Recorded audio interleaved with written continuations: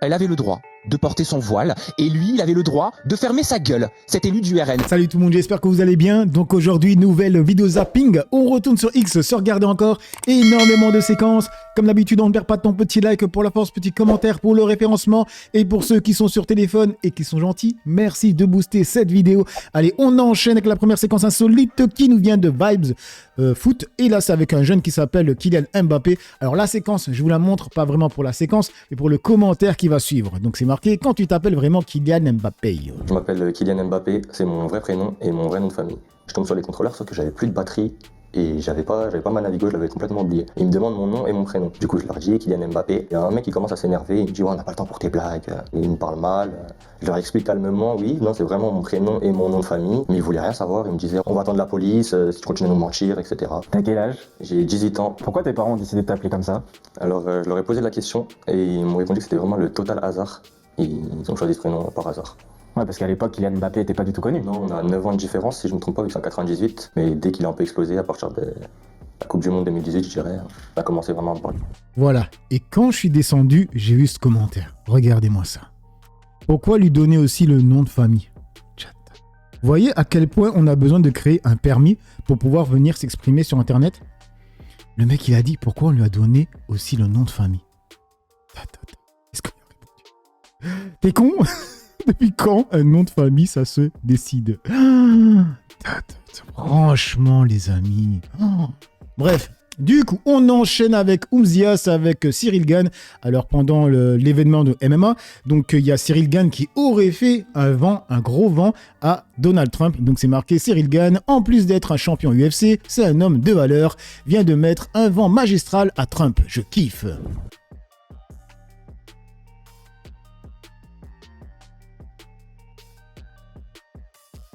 Bon, pour tous ceux qui vont commenter en disant « Ouais, c'est magnifique, c'est magnifique, c'est magnifique », ce que je pensais aussi au début, ben en fait, c'est faux. Hein, parce que là, il y a quelqu'un qui a montré la vraie séquence. Ça a été cuté. Donc, faites très attention à ce que vous voyez sur Internet. Vous voyez ?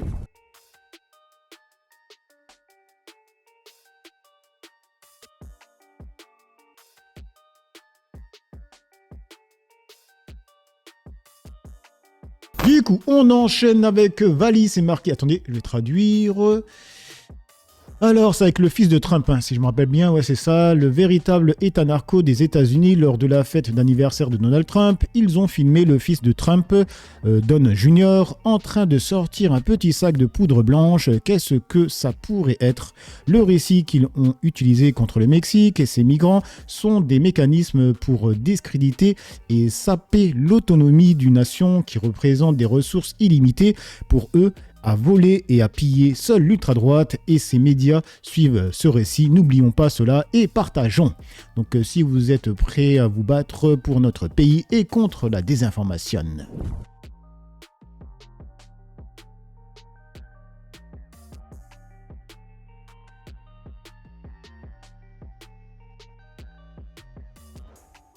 Voilà, qu'est-ce que vous en pensez? Vous pensez que c'est de la coke ou bien un autre produit? Bref, du coup, on enchaîne avec John Deloren qui a tué Flash, un ancien animateur périscolaire de l'école Titon à Paris, poursuivi pour harcèlement et agression sexuelle sur 9 fillettes de CM2, a été relaxé par le tribunal correctionnel de Paris. L'homme était accusé d'avoir imposé des câlins forcés, utilisé des surnoms...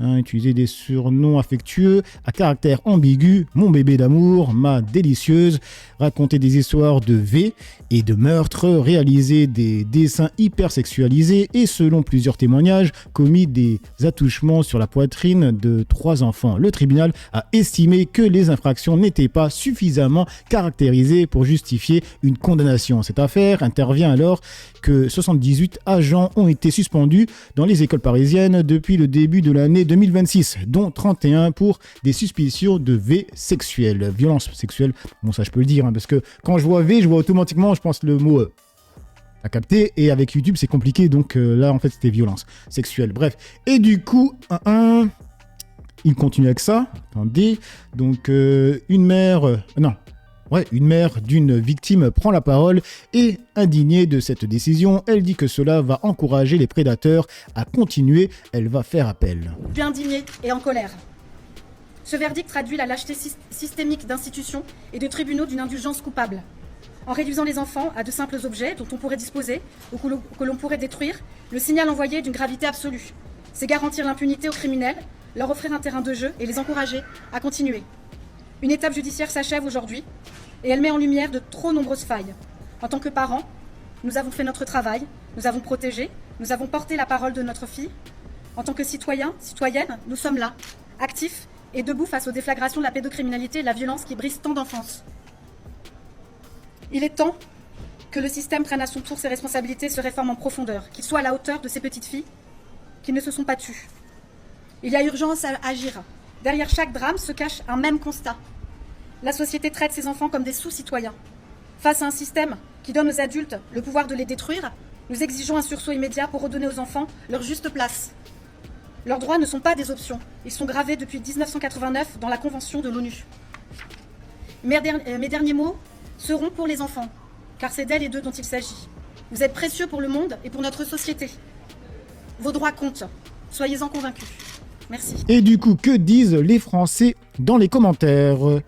Gravier qui dit « Cette injustice devient vraiment écœurante. Elle l'était déjà, mais là, on dépasse les limites de l'acceptable et du compréhensible. Ça suffit, les juges rouges qui n'ont de compte à rendre à personne. Juges coupables, juges complices, nos enfants sont en danger avec eux. La justice ne les protège pas. » Et on passe sur le compte de Samuel qui tweet sur Glucksmann en disant « Quand Glucksmann sort des beaux quartiers de la capitale et rencontre des jeunes, il se heurte très vite à la réalité. Je préfère Jean-Luc Mélenchon. » Et en fait, il y a les mêmes problématiques partout.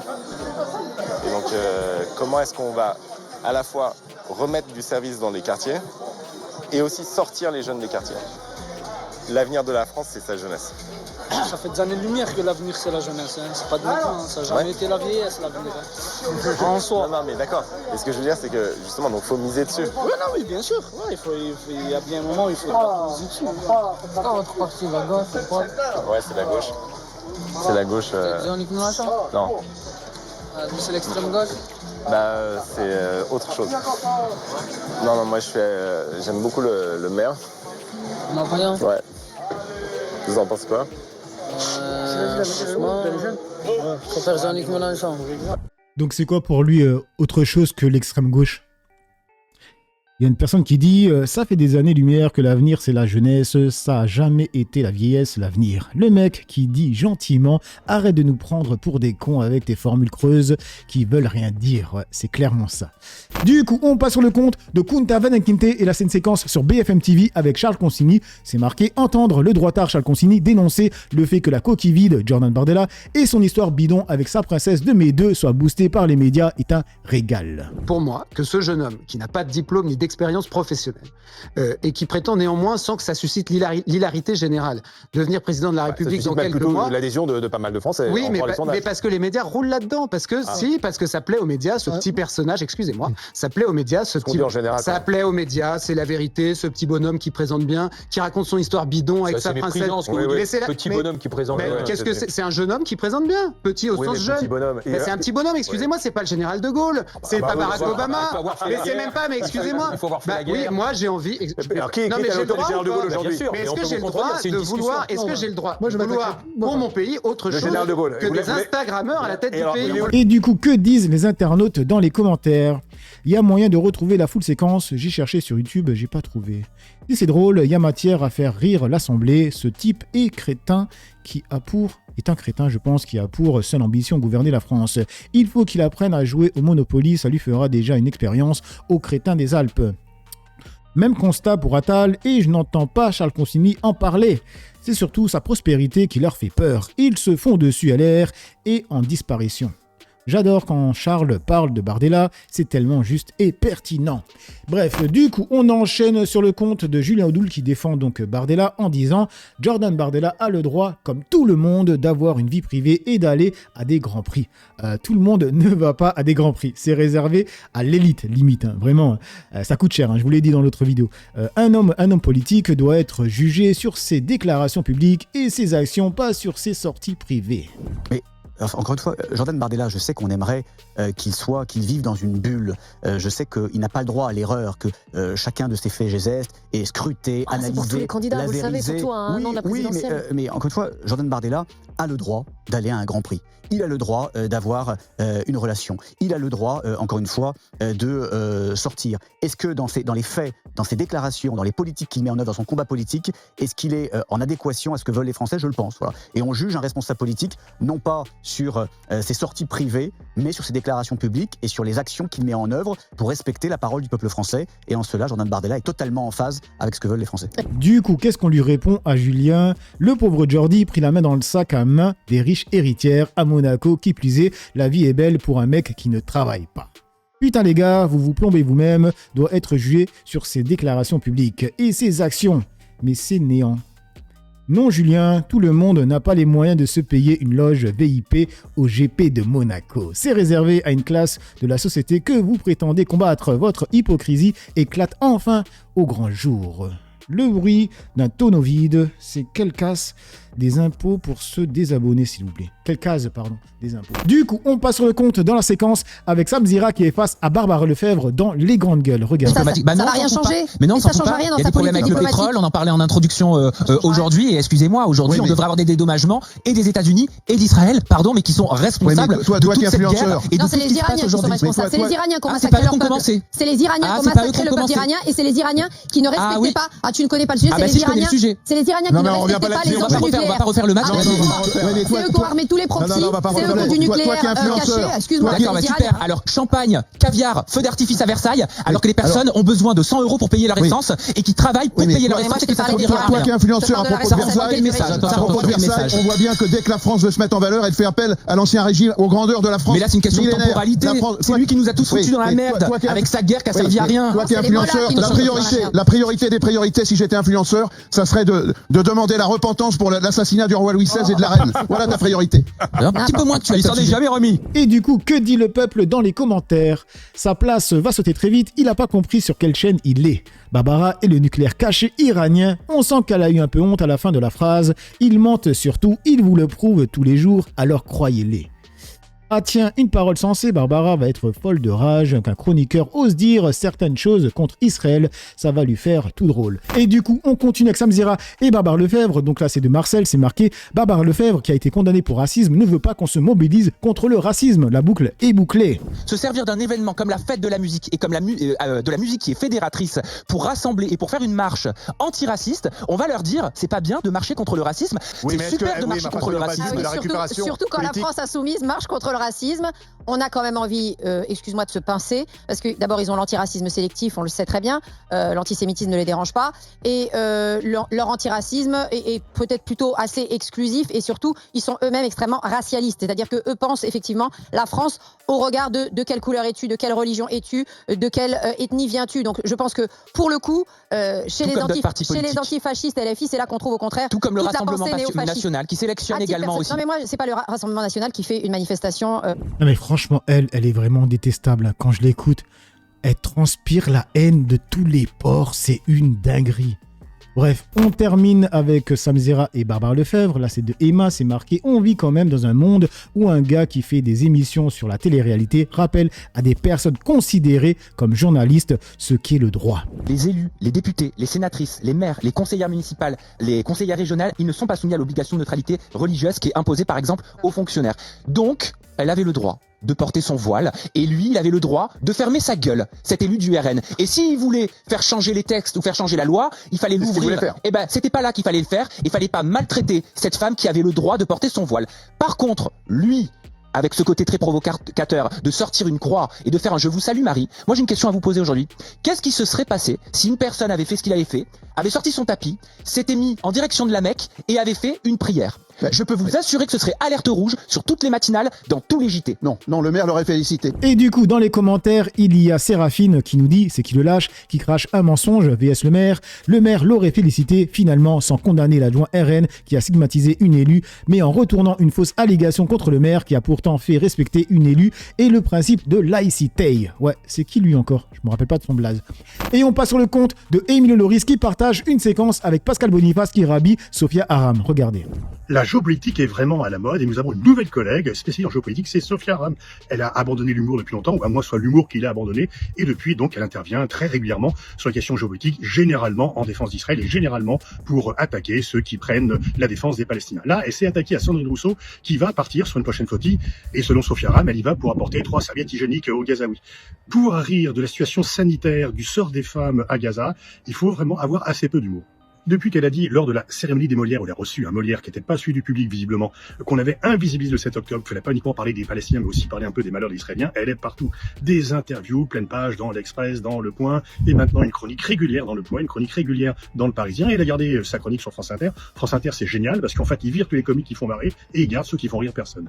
Elle a dit qu'on a viré Guillaume Meurice parce qu'il avait heurté la sensibilité des auditeurs. Sophia Aram, c'est leur intelligence, celle qu'elle heurte, mais apparemment, c'est moins gênant. Pour Sophia Aram, si tu fais le ramadan, t'es déjà prêt à rejoindre l'État islamique. Un bon musulman doit manger du porc, boire du vin, ne pas prier, bref, ne pas être musulman. Et Sophia Aram dit, moi j'ai le droit de le dire, je suis de culture musulmane, je viens de Trappes, donc j'ai le droit de le dire. Et si vous m'attaquez pour islamophobie, vous me mettez une cible dans le dos, j'ai le droit de critiquer tout le monde, mais personne n'a le droit de me critiquer. Et si on commence à accepter que les mamans voilées accompagnent les sorties scolaires, eh bien bientôt on aura les talibans à l'Élysée. Sophia Aram a montré son indépendance d'esprit, notamment face à Arthur, dans une vidéo qu'elle n'aime pas beaucoup voir circuler. Et récompense suprême, eh bien, elle a obtenu, outre de nombreux prix de laïcité, évidemment, laïcité anti-musulmane, c'est sa version à elle, mais elle a reçu aussi la Légion d'honneur, pas du ministère de la Culture, non, par le ministère des Affaires étrangères, ce qui prouve qu'elle a réussi en géopolitique ou qu'elle a mené des négociations extrêmement ardues au service de la France.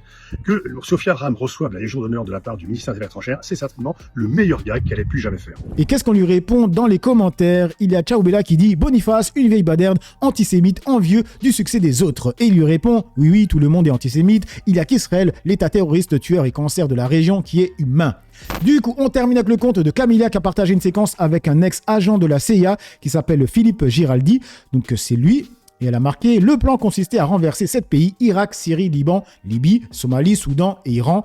Représentait-il une menace pour les États-Unis ? Il a répondu absolument aucune. Était-il impliqué dans le 11 septembre ? Il a dit de aucune manière. Alors pourquoi cette liste de pays ? Il a répondu simple. Il représentait le plus grand obstacle pour qu'Israël poursuive ses objectifs expansionnistes vers le grand Israël. Regardez. Right after 9/11, about 10 days after 9/11, I went through the Pentagon and I saw Secretary Rumsfeld and Deputy Secretary Wolfowitz. I went downstairs just to say hello to some of the people on the joint staff who had used to work for me, and one of the generals called me in. He said, "Sir, you got to come in. You got to come in and talk to me a second." I said, "Well, you're too busy." He said, "No." He says, "We've made the decision. We're going to war with Iraq." This was on or about the 20th of September. I said, "We're going to war with Iraq. Why?" He said, "I don't know." He said, "I guess they don't know what else to do." So I said, "Well, did they find some information connecting Saddam to Al-Qaeda?" He said, No. He says, "There's nothing new that way. They just made the decision to go to war with Iraq." So I came back to see him a few weeks later, and by that time we were bombing in Afghanistan. I said, "Are we still going to war with Iraq?" And he said, "Oh, it's worse than that." He said, he reached over on his desk, he picked up a piece of paper, and he said, I just got this down from upstairs, meaning the Secretary of Defense's office today, and he said, "This is a memo that describes how we're going to take out 7 countries in 5 years, starting with Iraq and then Syria, Lebanon, Libya, Somalia, Sudan, and finishing off Iran." I said, "Is it classified?" He said, "Yes, sir." I said, "Well, don't show it to me."